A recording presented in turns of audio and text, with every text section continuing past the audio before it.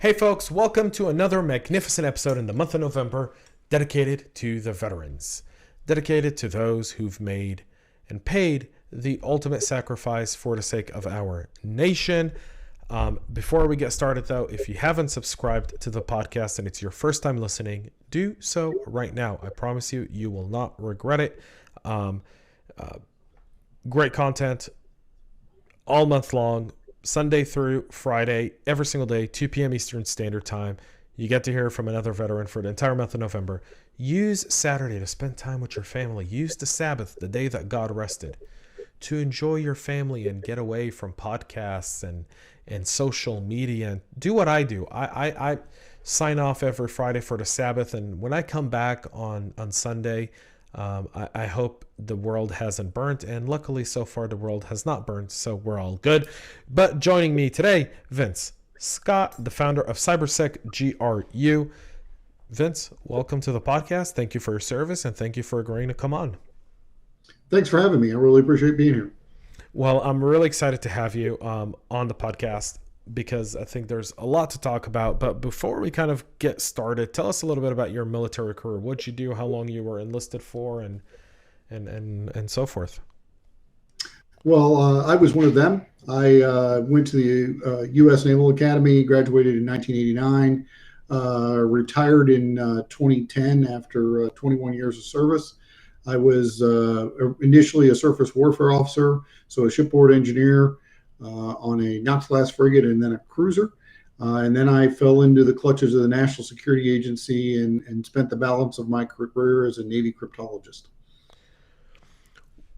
So a Navy cryptologist, that is cryptology is a very fascinating topic. We're not going to get into cryptology today because we would probably bore 90% of the people that listen, and the other 10% would geek out with us. That's been my experience with cryptology. But what's it like to do cryptology in the Navy? Well, really, the U.S. Navy has separate officer and enlisted career fields for cryptology that go all the way back to the Second World War, breaking the Japanese and German naval codes. And that history, tradition, and operation continues to today. So it was, I think, extremely relevant. I had a fabulous time in my Navy career. I thought I had outstanding opportunities to serve. I deployed 8 times. I served on the ground in Iraq, Afghanistan, and Bosnia. Made some side trips to Kosovo and a couple other places. And so godforsaken cryptology was places. very relevant. Godforsaken places. The Balkan region is... I was in Kosovo most recently, 2016. Okay. And they still burn their garbage. Yeah. It's really sad to see so many places in the world devastated by violence. And I think, the Balkans is really a great example of that. And it's also a great example for us today in the United States about how hatred can really pull a country apart. It was interesting, perhaps from a historical perspective, to see the three-way racial hatred that goes on in the Balkans, not two-way. And I think as Americans, we could do well to remember that's just not the way. We need to find ways to work together and bridge the gap, and make ourselves a better country and a better world. You couldn't have said it any better. Couldn't have said it any better. I want to tell you a really funny story. A buddy, Jonathan, and I did a road trip, and we decided that we were going to start in Belgrade, Serbia, go to Macedonia, Kosovo, Montenegro, Croatia, and kind of travel that region. I mean, Montenegro is absolutely beautiful. I mean, gorgeous out there. Yeah. Yeah. People like Montenegro, underestimated vacation destination, very underestimated. Like people go to Croatia because of Game of Thrones, right? They go to like Dubrovnik because of Games of Thrones. I'm like, go to Montenegro, folks. 10 times cheaper, way more fun, a lot less people. And I'm one of those. I try to avoid big crowds by any stretch of the imagination. And so it was we drove, and we thought that we can cross from Serbia into Kosovo, but they won't let you. To get from Serbia to Kosovo, well, I mean, now President Trump has brokered a peace economic deal between the two, which have essentially now allows travel between Kosovo and Serbia direct without having to go through Macedonia. But before, Gotcha. we had to drive. It was a 6 hour detour. Right around to Macedonia to get through. Interesting. I didn't know that. It was what a part of the world. And we learned in Albania, when we were in Albania, we learned that when someone cuts you off there, don't say anything. Everyone is everyone's got a M16 or an AK-47 in the trunk of their car. Apparently, during the war, we over flooded them with weapons, and there's like millions and millions of weapons over there on the streets. Interesting. So extremely fascinating. So let's talk a little bit about your transition from the military to civilian life. What was that like? Yeah, it was challenging for me. I had actually gone away to boarding military all boys naval high school when I was 15, and pretty much hadn't been home and really out of uniform since then. So it was quite a long time for me before, and I grew up in that military culture, right, starting from 15 years old on, and I think culture is the key word. That was the biggest difference, and it's not better or worse. It's just different. There's a certain amount of what's the right word? Getting it done in the military, maybe, or we're going to drive forward, and if somebody's upset about it, we're going to keep going. In the civilian world, I think we're more gentle. In the business world, for example, everyone has to be aligned on a decision. A lot of times, a lot of companies, they want that alignment as a key word. They want to have everybody agree on a solution. In the military, that's not a thing. We don't all have to agree. Only the commanding officer has to agree. That's enough. And so that there's just a difference in that, in how you interact when you enter the civilian workforce in the business world, and it really is a culture change. For me, I was somewhat lucky across my military career because once I got to the National Security Agency, they had a very different culture than I had absorbed as a surface warfare officer in the Navy. And I had to adapt to that. And then in some of my subsequent tours, I had very diverse workforces and had to really adapt, foreign nationals, foreign countries, et cetera, really adapt to those different cultures. And that helped me when I transitioned. And I think it's particularly challenging for people. So, for example, if you're ship driving, you do that your entire career, and you retire after your command tours, and then you go off into the civilian world. The realization of how those different cultures impact you can be very challenging. It can be very challenging and frustrating to operate in those environments, and it can be tough. Yeah, that's a great point. Is the challenge of you are doing it from high school age. You are used to a specific structure, Yep. a lifestyle, a way of doing things, and you get out into the civilian world, and all of a sudden it becomes control. I don't know if it's controlled chaos, but it's controlled chaos. Does that make Sometimes maybe it's sense? uncontrolled chaos, but it's a little more chaotic for sure. Yeah, it's controlled chaos. I mean, whether people like it or not, it's controlled chaos. It's people doing what they do. I mean, it's very interesting. It's the transition, um, in alignment, as you said, is very negotiating, if especially if you're a high rank commanding officer. When you go to the civilian world, the negotiation of people buying into your plan is something you're not used to, because you're used to saying we're going this way and everyone follows through and they Right. go that way. In the civilian world, you don't always have that. You're a terrible ogre if you take that leadership approach. um I kind of like that leadership approach, though. I, I, Follow me I, into the abyss. I promise we'll come out stronger on the other side. It doesn't have to be pretty, but it gets it done. it gets it done, right? And yeah, but from a leadership perspective, I think that is there are those different expectations in different cultures, and learning to adapt to that. Um, that not being able to take that direct route as military guys and gals, we're used to that direct route, right? The shortest distance between 2 points is a straight line and through. And not always in the civilian world. That consensus, need to build consensus, need to work across multiple organizations, uh, influence leadership. I want to suggest that maybe possibly we could do what I think we should do, and wouldn't that be really good for us? It can be a really different approach. Yeah, it's um, I still have a very, very military mentality. My wife was in the IDF as well, and so my wife's from Israel, and so it's very, her being in the Israeli military is completely different, by the way, from our service. They argue with their commanding officers there. I found that to be extremely fascinating. Like I was in a briefing of the IDF, and the lieutenant was speaking, and people were arguing with the lieutenant. Now, if you've never heard Hebrew, Hebrew is spoken screaming for an American. Now, I speak fluent Hebrew.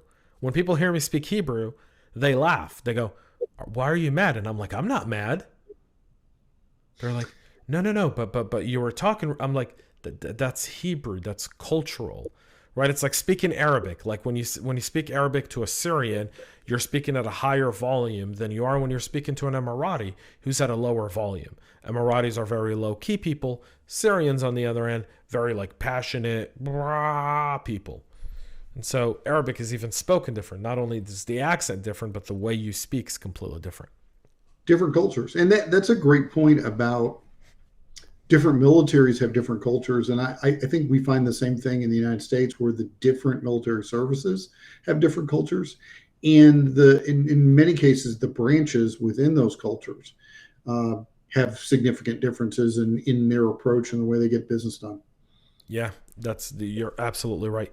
So you learned cryptology in the Navy. It then took you over to the career to the three-letter agency. What was that like for you? And how did you like cyber altogether? Well, I ended up going that route. I was one of the early computer science graduates from the Naval Academy, and even at the time when I switched over, which was '94, the writing was already up on the wall that cyber was the future, right? How we do things in IT enable the world is really going to change the way we do business. And so they wanted to bring in young computer science guys to be a part of that process. And so I got to kind of grow up with that over the course of the next 15 years of my career, and watch things change from a very Cold War focused organizations and world to 9/11. I was actually the cryptologist for Special Forces on 9/11, and then went across the street to U.S. Central Command and was the signals intelligence guy for our forces in the Middle East for quite a while. And that was a big difference. That was not very Cold War. That was very much individual focus. How are we chasing Al Qaeda across the world? And so required a lot of changes. And it was very interesting to see the military services adapt to that. And now I think we're seeing that some of that adaptation we have to change back, right? Big military global conflict is back on the table, and we see less about Al Qaeda and an individual, and more about nation state actors and how we interact on that stage. And so the world turns. Sometimes the more it changes, the more it stays the same. Well, I think the cyber is the fifth or sixth domain, whatever you want to call it. I think what they say, space is the fifth domain and cyber is the sixth domain. Is that what it was? I think that's the way they listed it. That's the way they've listed it. And to me, you talk about big military conflict. I think we defer there, Vince. I think we defer, because I feel like the idea of a full invasion or warplanes bombing civilian infrastructure is long behind us. I feel I'm like not it's. sure that I I agree mean, with that. I mean, and That- that's that- and that's fine. I love debate. And I'd love to debate it, and we can and we will. I promise. But okay. but yeah. I mean, I feel like cyber's the big six domain, and I think one of the aspects that people always forget to talk about cyber, um, is the financial repercussions of it. Chris Roberts and I don't know if you know who Chris is. Chris over at Hillbilly Squad, formerly of Ativo, and a few other spots. We did a podcast on Friday ahead of Tel Aviv University Cyber Week, which was this week. We're recording, folks, in October. This is going to air in November, so excuse us for the date references. But and we were talking about the fact that any CISO who talks about data, any cybersecurity professional who talks about data is missing the point of cyber. Cyber for our opponents and our adversary, from a corporate level, from a business level, is all about money. It's purely money. Your data ain't worth nothing. Data isn't worth anything anymore because data's out there. I can get any data I want today. Spend time on the dark web. You'll find any piece of data you want. There's no piece of data that's not available. What about intellectual property? So intellectual property is a nation state thing. See, criminal organizations, which is predominantly, so when we look at the North Koreans and most recently the Iranian nuclear programs, one thing I'm doing, another series we're doing is about APTs and foreign APTs. And I've spoken to a bunch of different people as we prepare this series. And one of the things that we've noticed is the change in the TTPs of Iran and North Korea. So Iran and North Korea under very strict sanctions, governments are running low on money. Russia is no longer giving Iran money, not as much as it used to financially support them through trade. When we say give company money, the Russians didn't fly $150 billion worth of pallets of cash to Iran. But what they do is they support them with trade, for oil rights, for natural gas rights, for a bunch of different things that are of Russian geopolitical interest in order to support and uphold the Iranian regime. Well, that's kind of decreased, especially since COVID-19, as more and more countries have become more inward rather than outward. And so Iran and North Korea, especially this year, especially due to the crisis and due to what a lot of their supporters have had to take on, have resulted to financial cyber crime. Yep. Where they're giving quota to their teams. Now, you can't go to your boss in the Iranian Islamic Revolutionary Guard and go, listen, boss, we tried today to get $100,000. We only got 50. They wouldn't pay. What are we gonna do? And expect to show up the next day. You're probably gonna disappear. And your family's going to think you're in some jail in Iran, but really, you're Breaking Bad in a barrel of acid somewhere. And so we're starting to see more of that, especially this year, where when you talk about IP, that's predominantly China. And China's really the biggest IP offender of all, because even the Russians don't really go after IP. I agree. I mean, I feel like we as Americans, and having spent time in Russia, and I have a lot of Russian friends that have moved from Russia to Israel or to the U.S. And have been living here. I think like we have more in common with the Russians than we'd like to admit, and we share a specific core of values as a people-to-people perspective, not a government-to-government perspective. As a people-to-people perspective, we share a lot more. And I was surprised to see that the number 2 and 3 most selling brands of cars in Russia were American cars. Chevy and Ford. Yeah, the Russians have always liked American brands. They've been very popular over there. And I agree completely on a people-to-people basis. I think we do actually have quite a bit in common with Russia's, on the people basis. Unfortunately, at the nation-state basis, we're not getting along so well. Yeah, and again, that's politics. I think that's there's aspects to that I feel like are predominantly political. of why governments don't get along. Anytime we've tried to do anything with Russia to kind of lower the tensions, it's been met with strong rebuke and then sabotaged. And so, Yeah. Well, let's circle back to you had said about it being about all about the money, and I really do wanted to say I still think like when you talk about Korea, absolutely, Iran is starting to move in that direction. Russia has been about that for a very long time. It's very monetary focused, right? But I do think the other aspects of your information are important. So intellectual property is one. If I'm the CISO for a drug company, I probably care about intellectual property, and I'm concerned about stealing of my trade secrets and intellectual property in order to compete with me from an overseas market that doesn't care, namely China and Asia. Two, I think data integrity is also rising. mhm. Um, in the world. A C story wasn't me. I heard this story, but I think it's a really great story about a company in that with an Asian presence, Asian business unit was losing money. Started to talk about what it would look like to sell. Chinese company comes in with a distressed bid offer. As a part of the ongoing audits, though, they discovered a discrepancy that eventually led to discovering that the financial system for the Asian business unit had been hacked, and the numbers out of that unit were being suppressed by 5%. So that was not an outright theft. It was a change. It was a data integrity issue.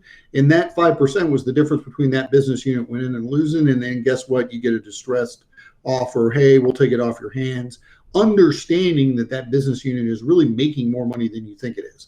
So I do think there are other opportunities for Right, things. but you're Vince, but you're talking about two things that most predominantly aren't focused at the board level today, which is one, finance, but because they attribute cyber fraud to fraud, they don't attribute it to cyber being like, oh, we could probably give this to our CISO and get rid of it and really address the issue of fraud.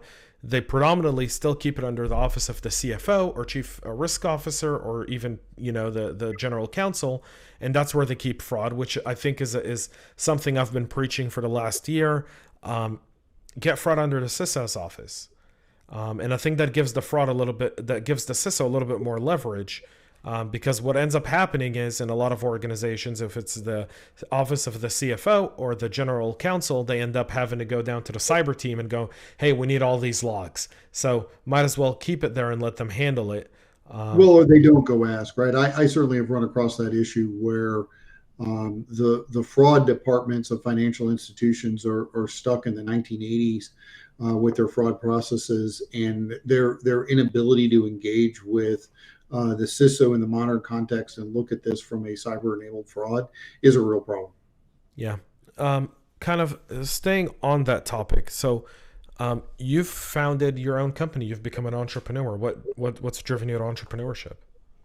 Yeah, I'm actually on my fourth entity now. So I've started two companies and two not-for-profits. My first company was pretty much a failure, but a learning experience.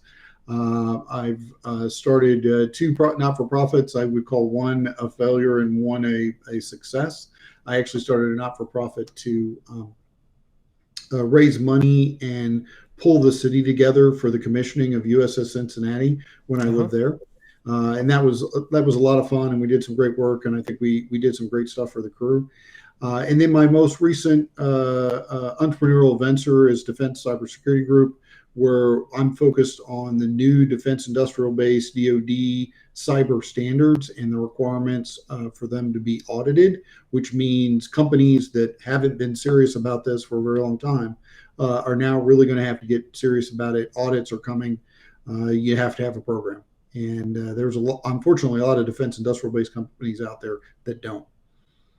Yeah, that's been one of those where every time they say we're gonna enforce it on this date, they push it back another 6 months and then another 6 months, and it gets keep the rock keeps get putting push the rock keeps getting pushed back, but not Kudos, anymore, not yeah, anymore. kudos to the new CISO for the DoD, Katie Arrington, she has been executing her timeline as advertised. I've been very impressed by that. There's certainly been problems, and there's a lot of people who would like to push back on that altogether. But I think it's been a great success in getting the defense industrial base focused on the issues and actually starting to drive some change where companies are going, okay, I really have to do this stuff now. Yeah, that's really important. The CMMC is critical. I serve on the board of FCA here in Atlanta, and Okay. we constantly talk about CMMC. Well, and another new one for out there is really that in the new rule change, right, is the having to submit a self-assessment against the existing NIST 800-171 requirement. And I think that's going to be a heavy lift for a lot of companies, and the accountability for that on we won't issue you any new contract awards post 30 November unless you have that self-assessment in is a great step in the right direction. Yeah, lots of work there. So as we wrap up today's interview, let me ask you this. What's one thing you loved about your military service? What's one fond memory you have? What's one fond memory? I think I loved service. I really liked the service before self aspect of it. I went in, felt like I was really making a difference on a pretty large stage every day, and I think a lot of veterans feel that way, and that can be hard to pull into your civilian experience, right? So for me, service is the word. Service is the word. Vince, I want to thank you so much for coming on the podcast and sharing what you did. Thank you for your service. We're really, I think it's amazing, and you're still continuing that service by helping, the businesses that don't have the capability to go out there and get that done. Yeah, I think you'll be fairly successful. You seem like a sharp guy, and you know what they say, you learn more from failure than success. And so fail 10 times, but succeed once and make that success a grand slam home run, and life will be sweet from there on out. Thanks, James. I really appreciate the invite to be here today. Brilliant. Folks, so Vince Scott, another veteran, another amazing story for the month of November, and a veteran who became an entrepreneur. And I think that's one thing that we often limit ourselves when we talk about what are we going to do after the service. I know I went down the employee route for about 4 or 5 years before I decided to be an entrepreneur. I've now been an entrepreneur since 2010. So now just over a decade of started companies that have been extremely successful, others that have been not so successful, meaning, they failed. And that's just part of the risk of entrepreneurship, and that's part of the risk of really anything. But when you're from the military, your ability to succeed is greater because of the discipline we get, because of all the different tools we have, and because of the network we have, because of our critical thinking abilities. If there's one thing you learn in the military that you never get in a college degree, it's critical thinking. And I think critical thinking and hard work are two things that no college can ever teach you, but those are two skills that are earned in the military. And so just persevere and find that passion that you have, that drive, and just poke it and get it, and you'll get it. That's it for today's episode. We'll have more every single day, 2 p.m. Eastern Standard Time, every single day. You can find us on YouTube, on LinkedIn, on Facebook, on Twitter. Episodes go live. Don't miss. It's 2 p.m. Take a half hour. Fix yourself a plate of lunch. Grab a beer, a scotch. It's going to be 5 o'clock somewhere when I put it at 2 p.m. And so, somewhere in the middle of the Atlantic, maybe in Iceland. So to our Icelandic friends, pop open a beer, listen to today's episode. And for all of those, everyone else, thanks so much for tuning in. We'll be back with many more episodes this month. We have 26 of these, so you don't want to miss even one of them because they're all special. Vince, thank you so much. Folks, we're signing off. Until next time, stay healthy, stay cyber safe. Thank you.